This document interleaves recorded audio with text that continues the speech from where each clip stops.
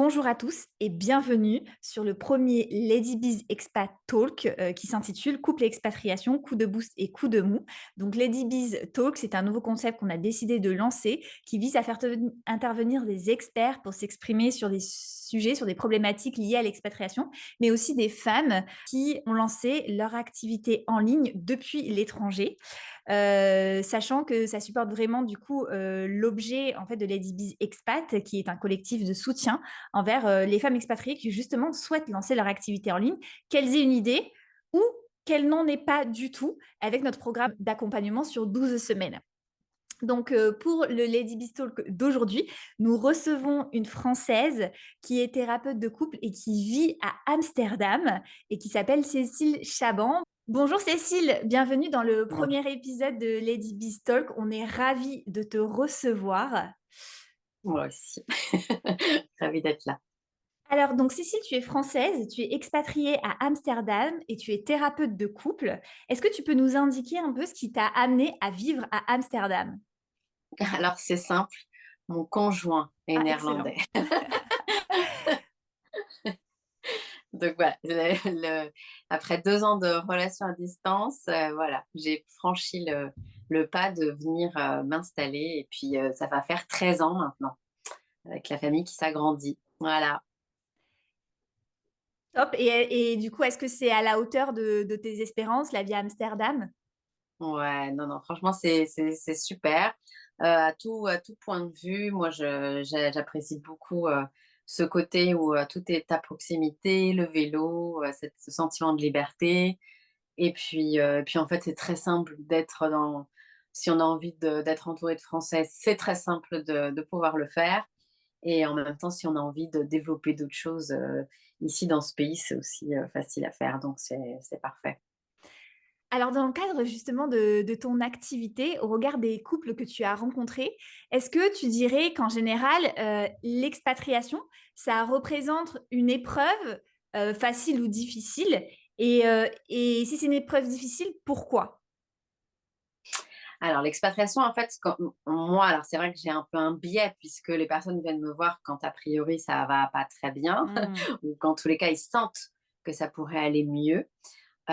Donc voilà, déjà, c'est vrai que j'ai ce biais-là. Après, bah, il y a aussi tous les partages que je peux avoir avec d'autres personnes. Ce qui est certain, c'est que ça offre, et puis que j'ai vécu aussi dans le fait de partir vivre à l'étranger, c'est ce qu'on peut voir, c'est que ça vient créer, même si c'est un choix commun, à un moment donné, une sorte de décalage dans la vie de l'un et de l'autre, même si au départ, il y avait vraiment voilà, une harmonie, un équilibre, forcément, ça vient déséquilibrer ça. Parce que à aujourd'hui, les formes aussi de couple, à l'intérieur des couples, ça a évolué. C'est-à-dire qu'avant, on avait vraiment ce côté où la femme suivait son conjoint et enfin, voilà, il n'y avait pas forcément d'attente particulière. Là, il y a souvent la femme, parce que ça reste quand même une majorité de femmes qui quittent leur travail. Encore une fois, même si c'est un choix conscient, il y a ce côté où on a quitté une indépendance financière, un travail, etc. Et donc, ce qui peut venir à un moment donné rendre un petit peu compliqué au bout de 3 ans, en fait. Et Ok. puis, c'est vrai que quand il y a aussi l'arrivée des enfants, ça vient aussi forcément impacter dans le couple. Et donc, c'est à un moment donné, il peut y avoir un décalage. Et là, s'il n'y a pas, voilà, si on n'est pas attentif, si on ne sait pas trop comment s'y prendre, bah, en fait, on peut vraiment arriver à des situations où il va y avoir de l'incompréhension. Parce que d'un côté, on va dire, mais on avait choisi cette vie à deux, et puis moi je fais mon maximum, et puis moi j'ai envie que tu sois bien, et puis en même temps tu peux te développer, tu peux faire ce que tu veux, et puis en même temps de l'autre côté un sentiment de parfois, pas toujours, de pas trouver sa place ou de pas être reconnu dans tous les efforts en fait du quotidien, surtout quand il y a une autre, enfin, voilà, une autre culture, une autre langue, donc des adaptations très importante. Et en fait, ce côté où bah, voilà, les rythmes de vie vont être différents, les besoins vont être différents. Et là, ça peut devenir source de tension, en fait, et d'éloignement. C'est un peu ce que je pourrais partager. Que tu constates. Et est-ce que justement, tu as parlé d'enfants, est-ce que tu constates des problématiques différentes selon que le couple ait des enfants ou non? Alors déjà, en soi, qu'on soit en France ou pas en France, Mmh. l'arrivée de l'enfant va venir, en fait, encore une fois, on parle d'un déséquilibre, tout comme l'expatriation. C'est un peu les mêmes, le même principe. C'est qu'il y avait des choses, chacun savait un petit peu, ce qu'il devait faire dans le couple, de manière inconsciente évidemment, à l'intérieur, à l'extérieur, dans la maison, à l'extérieur de la maison. Donc et puis à l'arrivée d'un enfant, en fait, là, ça va vraiment faire intervenir des choses. Les personnes qui viennent se disent: «Mais ça allait bien avant». Oui, oui, c'est normal et Mmh. il y a pas de souci avec ça. Mais là, va y avoir, voilà, des remises en question, heu, d'identité, en fait, en tant que femme qui devient mère, en tant qu'homme qui devient père, avec aussi toute une notion d'éducation, de culture où là, il n'y avait pas forcément autant d'impact dans la vie du quotidien du couple et là, bah, la famille, ça va devenir, des enjeux. Les enjeux vont plus être au même niveau, en fait et ça va être émotionnellement parfois, très, très compliqué et on entend, souvent parler du baby clash. Moi, j'interviens aussi pour, Mmh. prévenir, sur ces périodes-là. Vivre un déséquilibre, c'est tout à fait normal. Après, voilà, faut être vigilant parce que, encore une fois, émotionnellement, on prend cher, le couple prend cher et ça peut vraiment, encore une fois, la communication, elle en prend un coup, les attentes beaucoup, Mmh. enfin, ça peut vraiment être, de devenir compliqué alors qu'à la base, encore une fois, tout comme l'expatriation, même si au départ c'était un choix Mmh. commun, Mmh. l'arrivée peut être, vécue, un peu, différemment de ce qu'on avait pu imaginer. Sachant qu'il y a des choses où on peut avoir connaissance, tout comme l'expatriation, on peut avoir connaissance de certaines choses, de se dire: «Bah oui, l'éloignement de la famille, Mmh. le fait que je vais plus, travailler et cetera». On peut le savoir, mais après il y a toute la partie, tout comme devenir parent, où on vit les choses Mmh. et là on parle plus de principe, on parle d'expérience, on le vit dans son corps, on le vit dans sa tête et ça peut, voilà, ça peut être, troublant. Ça peut être troublant donc ces 2 individus, encore une fois, multipliés par beaucoup parce qu'en fait, quand on est parent, on est aussi, la fille de nos propres parents. Ça vient bouleverser. Il y a parfois des traumatismes qui reviennent alors qu'on s'y attendait pas. Il y a beaucoup de choses Mmh. qui viennent se percuter là et ça peut être, assez troublant finalement et parfois, bah, il y a des couples, voilà, ils sont juste à vivre, tout ça là et ça peut être, compliqué de s'y retrouver, de remettre un peu les choses dans les cases, d'aller, poser des priorités pour savoir, voilà, où est-ce que mon énergie je la mets. Et du coup, bah, de l'aide, c'est pas du luxe à ce moment-là, pas du tout. Et justement, comme tu le dis bien, même si on peut savoir de manière inconsciente, que ce soit avant d'avoir un enfant ou avant de s'expatrier, qu'est-ce qu'on peut faire pour anticiper, ce genre de problématique ou en tout cas mieux le vivre? Ouais, en fait, je dirais que ce soit pour l'expatriation même Mmh. ou pour, l'arrivée d'un enfant, c'est de se dire qu'on est vulnérable et que ni l'un ni l'autre n'a plus d'autorité, mais dans le sens où de le savoir. Je sais pas mieux que lui, je sais pas mieux qu'elle. On est un peu ce côté de on est au même niveau et aussi de se dire on s'est dit des choses, on s'est peut-être fait même des promesses. Peut-être qu'on s'était dit: «Bah, on s'organisera comme ci, toi tu feras ça, moi je ferai ça» et on était OK et en fait, c'est de s'autoriser à dire qu'il va falloir se faire des petits moments de rappel, voilà, on va se checker pour savoir un peu comment on se sent, comment l'autre se Mmh. sent. Est-ce qu'il y a des réajustements, des réadaptations à faire? Et se dire justement que rien n'est acquis et que, bah, ça va être une aventure qui va nécessiter de l'un et de l'autre d'aller être vigilant sur la relation.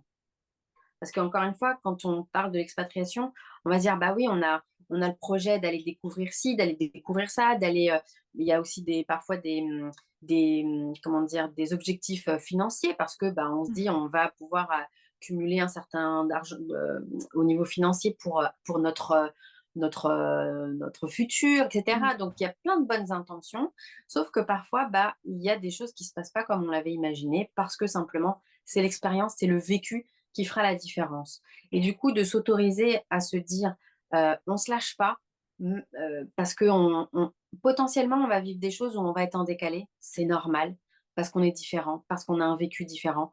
Et du coup, c'est de se dire, bah là, n'oublions pas pourquoi on s'est dit oui dans ce projet, que ce soit l'expatriation ou l'arrivée d'un enfant, et que, bah, va y avoir des réajustements à faire. Et les réajustements, ils vont se faire au mieux quand tu auras une bonne communication et une bonne connexion. Mmh mh. Mmh. Et donc concrètement, ça ressemblerait à quoi justement? Est-ce que ce serait, caler, je sais pas, pas comme un meeting, parce que c'est plus d'un point de vue professionnel, mais, un moment à 2, 1 heure, 1 journée toutes les semaines, pour, mettre à plat les choses, les incompréhensions? Concrètement, ça ressemblerait à quoi ce genre d'anticipation?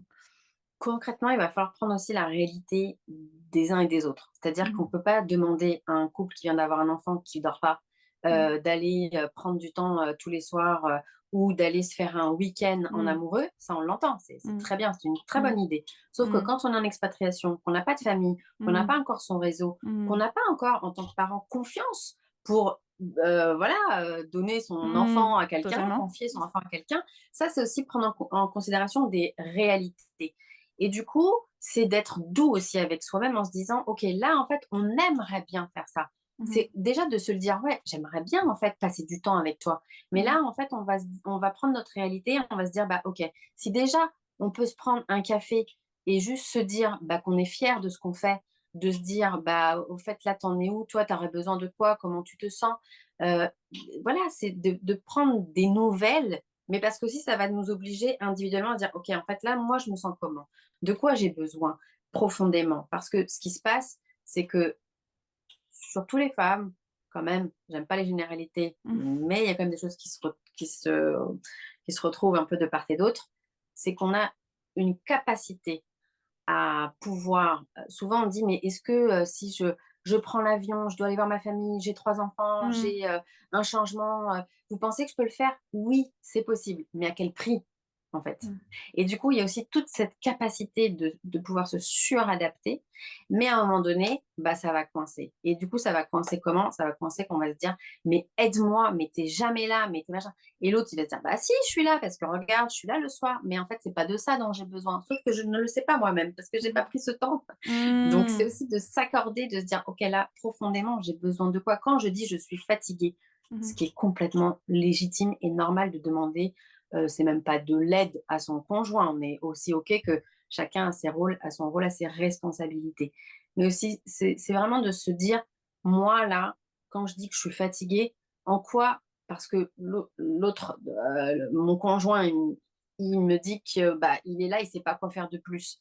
De quoi j'ai vraiment besoin? Qu'est-ce qui va être là, hem, concrètement, qu'est-ce qui va être là porteur pour, la famille, pour, le Mmh. donc c'est effectivement d'avoir ces moments et oui, de se le mettre dans l'agenda parce que pour certains couples, c'est pas possible autrement Mmh. et c'est pas grave. C'est-à-dire aussi qu'il faut accepter qu'à un moment donné, ça va pas être naturel. Ça va pas être comme avant.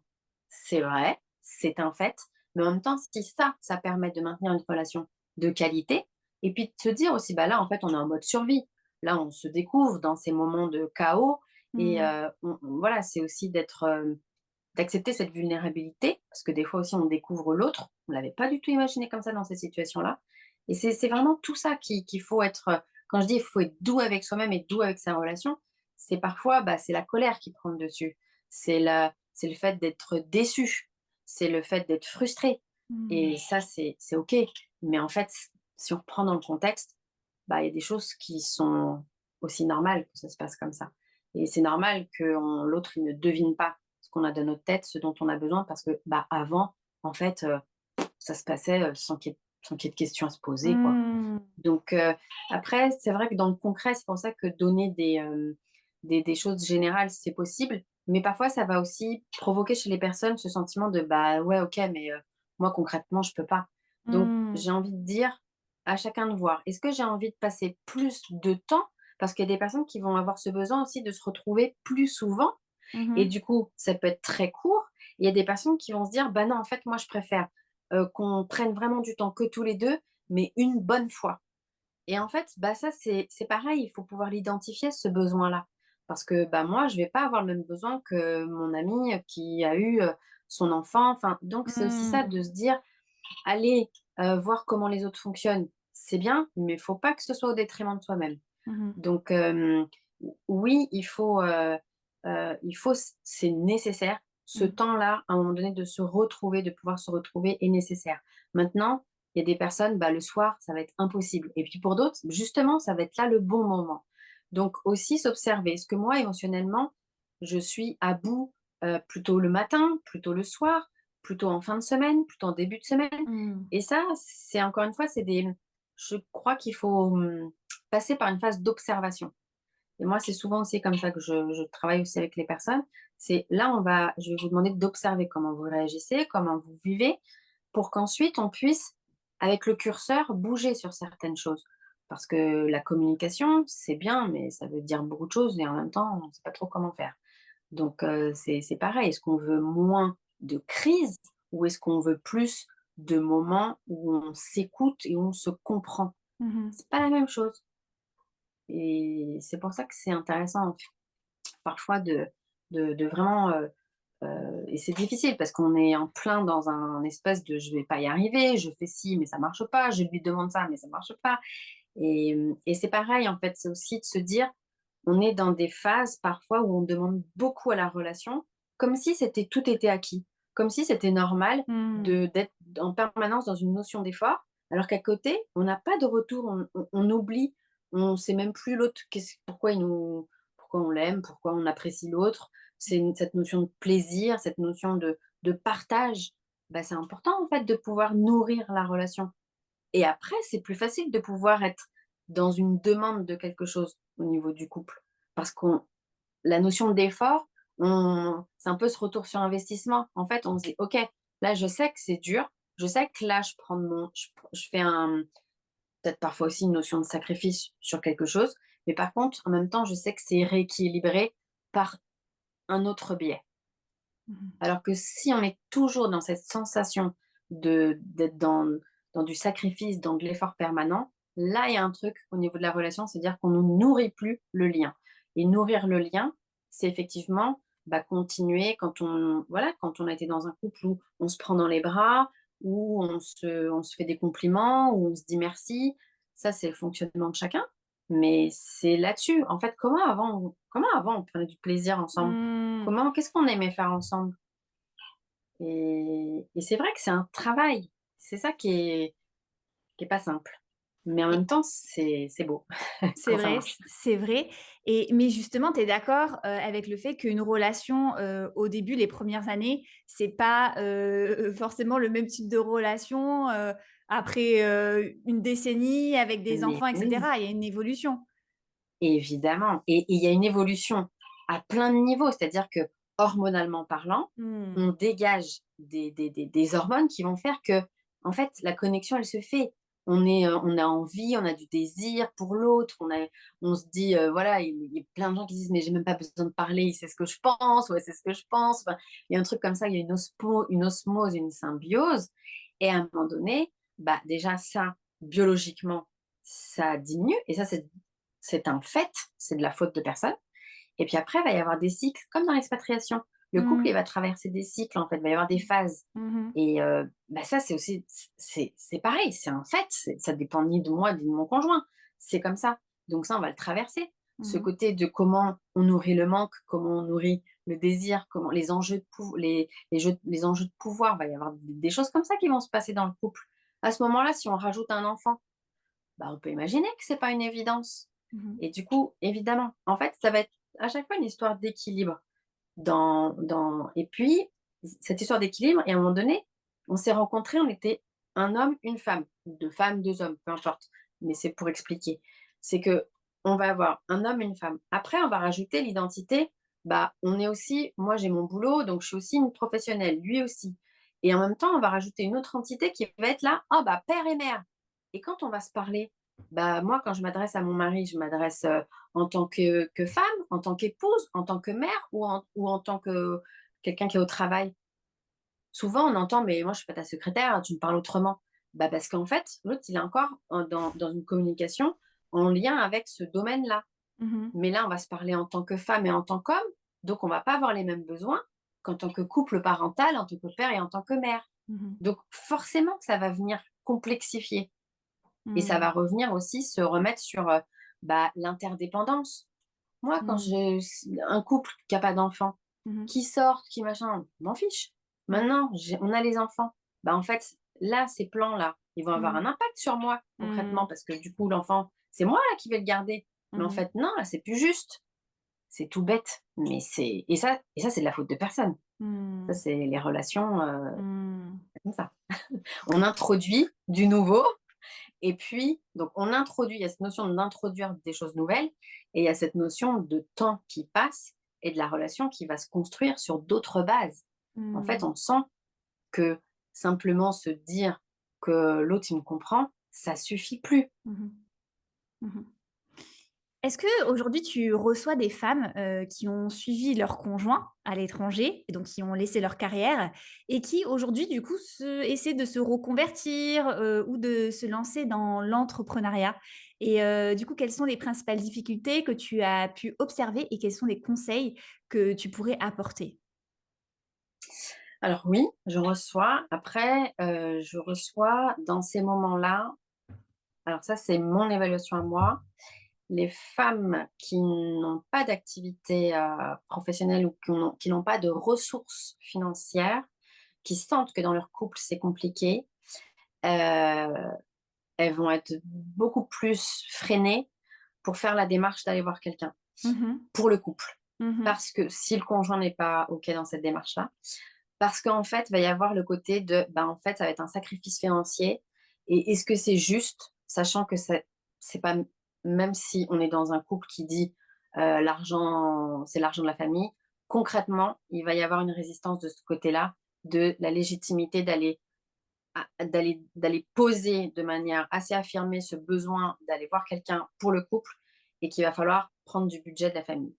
Donc ça, c'est ma perception. Après, peut-être qu'il y en a d'autres qui partageront pas celle-là, mais dans ce que je vois, c'est qu'il y a quand même beaucoup de femmes qui se freinent pour aller demander de l'aide, qui coûte, parce que ça, c'est aussi une réalité. Et du coup, voilà. Ça, c'est ce que je voulais dire en aparté. Et du coup, c'est super de pouvoir réorienter les personnes sur des groupes, en fait, les femmes justement qui sont dans cette difficulté liée à l'expatriation, l'isolement ou la perte de sens par rapport au travail, etc., qui ont envie de nourrir un projet professionnel, etc. Donc oui, j'en reçois, mais maintenant, moi, je vais recevoir plutôt quand soit le projet, la personne avait un projet, la femme en l'occurrence, Mmh. avait un projet pro et que ça n'a pas été réalisé, ou Mmh. du coup, on va en reparler parce que là, Mmh. il va y avoir des grosses, voilà, sentiments d'injustice, de frustration, de non-reconnaissance qui va s'exprimer au sein du couple et le couple va arriver où il sera vraiment en état, voilà, ça va être très, très fragile. Donc il y a ça. Ou parce que en fait, il y aura eu, après les 3 ans de l'enfant, j'ai envie de dire, souvent c'est un peu le: «OK, on a tenu jusque-là, mais là, c'est plus possible». Et ce qui va se passer, c'est que l'évolution professionnelle de la femme aura eu un impact, concret pour, le conjoint en l'occurrence, sur l'organisation de la famille, sur les, besoins affectifs qui seront de sa part à lui, moins remplis. Souvent, c'est ce qui est exprimé en tous les cas, une présence qui est différente. Et là, il va y avoir en fait tout ce côté-là à retravailler sur la place de chacun, les ambitions, les entités. Voilà, comme je disais, quand je suis une femme, je suis une conjointe, je suis une mère, j'ai je suis une professionnelle, enfin voilà. Et il y a aussi tout ce côté où souvent, dans l'expatriation, c'est-à-dire que les premières années, il y a eu cette possibilité heu, d'avoir pris ce temps pour soi, pour réfléchir, pour accueillir, voilà, quand il y a eu des enfants, et cetera. Et à un moment donné, un besoin de vivre autre chose au niveau professionnel pour, voilà, encore une fois, avoir ce côté de je trouve ma place dans la société, vraiment à un grand niveau et de faire quelque chose, en fait, en dehors de la sphère familiale qui là ne vient plus suffisamment me nourrir. Et du coup, ça vient en contradiction avec, bah, ce que le couple avait Mmh. discuté au départ. Mmh. C'était dit et là, justement, on voit comme quoi que c'est important, en fait, de pouvoir échanger ensemble, de pouvoir s'autoriser à exprimer ses besoins, ses quand je dis ses besoins, c'est, par exemple, quand on justement, ce sentiment de solitude qui peut revenir en expatriation, même si aux yeux des autres, justement, c'est ça aussi qui va accentuer la solitude, c'est que souvent on se dit, enfin, c'est ce que j'observe, c'est qu'on a la belle vie, donc en plus on a rassuré tout le monde en partant, en se disant que ça allait bien se passer, qu'il y avait pas de problème. Donc en fait, quand on va pas soi-même, ça va être difficile d'aller trouver, même s'il y a plein on a un bel entourage, par exemple en France, on va être beaucoup plus, on va vouloir préserver les autres et dans la communauté française, là où ça peut être aussi il peut y avoir des belles ressources ou internationales, en fait, bah, souvent, il va y avoir un sentiment de culpabilité ou de honte à exprimer que, bah, en fait, on a envie d'autre chose et souvent, le fait de se dire: «J'ai envie d'autre chose», c'est mal perçu soi-même. On est un peu, «Waouh, mais est-ce que je fais bien? Est-ce que machin?» Et puis, bah, au vu des autres, ça peut aussi on peut se sentir, ça peut nous limiter, ça peut faire une petite barrière. Et du coup, bah, moi, ce que j'observe aussi, c'est que oui, ça va avoir un impact. Si je reprends, ta question, Mmh. il va y avoir un impact, donc comme je disais, sur l'organisation vraiment, très, basique, de la famille, sur, les enfants, qui c'est qui va les chercher quand, bah, c'est moi qui suis là, tous les après-midi. Parce que, bah, il faut savoir que dans certains pays, les modes de garde sont très, très, très chers. Mmh. L'aspect financier, c'est-à-dire que, bah, là, il y a pour cette personne-là, c'était important de se payer une formation, d'aller se Mmh. payer quelqu'un, du coaching et là, Mmh. ça va être, OK, là, c'est tout nouveau comme aspect là dans le couple et qu'est-ce que je m'autorise de faire? Comment je le présente ça? C'est-à-dire qu'il y a des personnes qui vont avoir tellement des femmes qui vont avoir tellement pris sur elles que soit elles continuent à, bah, ne rien demander, alors que Mmh. voilà, en théorie, on n'est pas dans une posture de demande, mais c'est une Mmh. réalité, ou alors ça va y aller en force. Et là, en face, l'autre, il va rien comprendre. Il va se dire: «Mais elle me pète Mmh. un câble, là, c'est du n'importe quoi». En fait, il va y avoir le côté où ça va pas être pris au sérieux. Et là, ça va venir renforcer le côté: «Mais on me prend pas au sérieux, je suis pas la bonnie, je suis pas», enfin, c'est des mots qui peuvent Mmh. ressortir, hein, vraiment ce D'accord. sentiment de: «Mais écoutez-moi, reconnez-moi», voilà.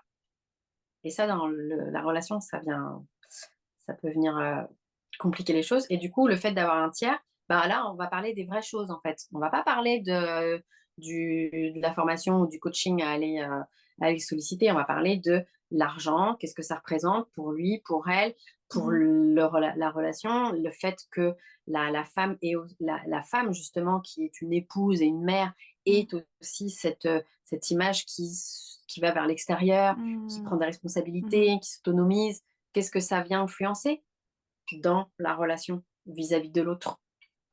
Et est-ce que du coup, oui, c'est très clair. Et est-ce que du coup, tu as constaté lors de tes accompagnements, finalement, des femmes qui ont décidé de sauter le pas, malgré toutes ces limites, psychologiques, et cetera, et tu as constaté un changement?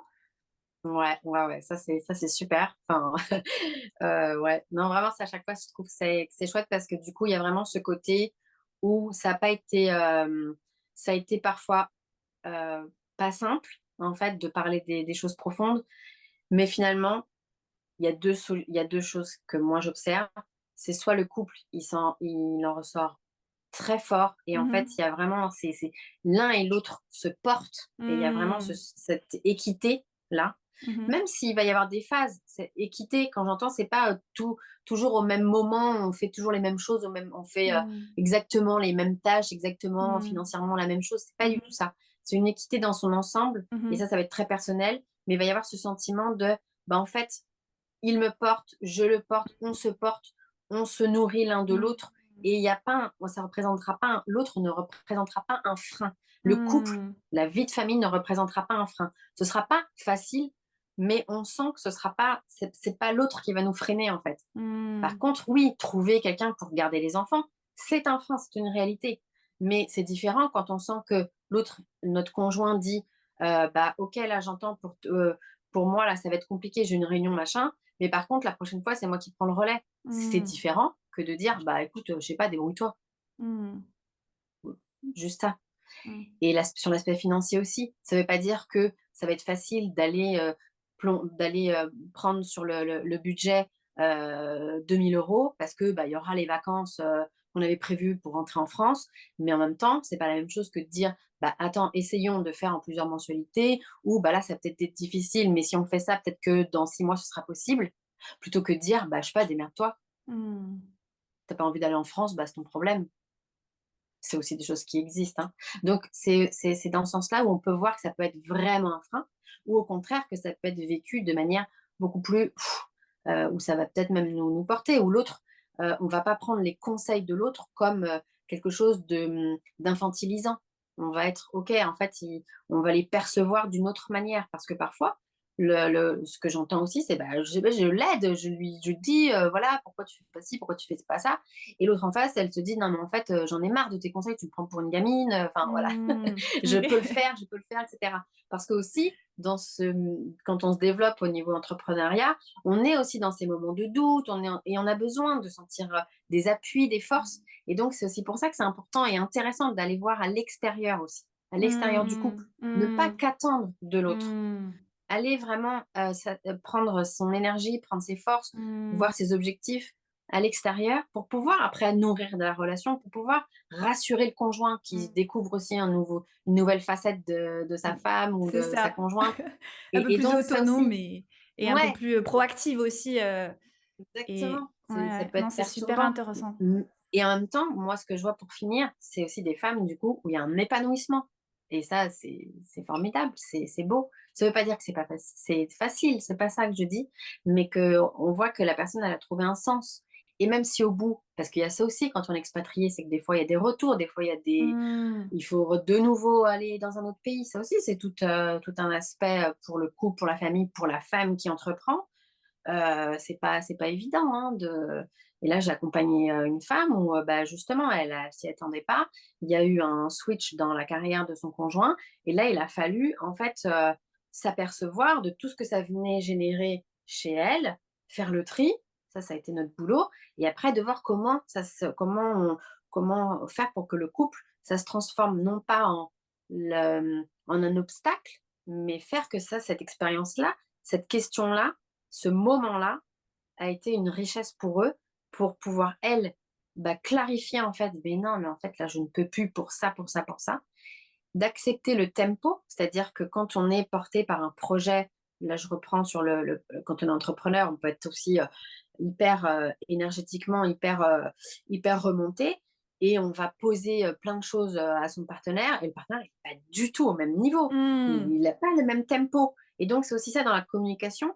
Il va y avoir aussi ces phases-là de tempo, c'est pour ça que des fois, vouloir régler un problème tout de suite, ouais, des fois il faut accepter Mmh. qu'il y a une petite, souvent je dis voilà, chacun va s'exprimer sur sa planète, faire que l'autre entende ce que l'autre dit de loin, voir ce que ça fait dans sa personne, et ensuite on va pouvoir se retrouver pour prendre des décisions Mmh.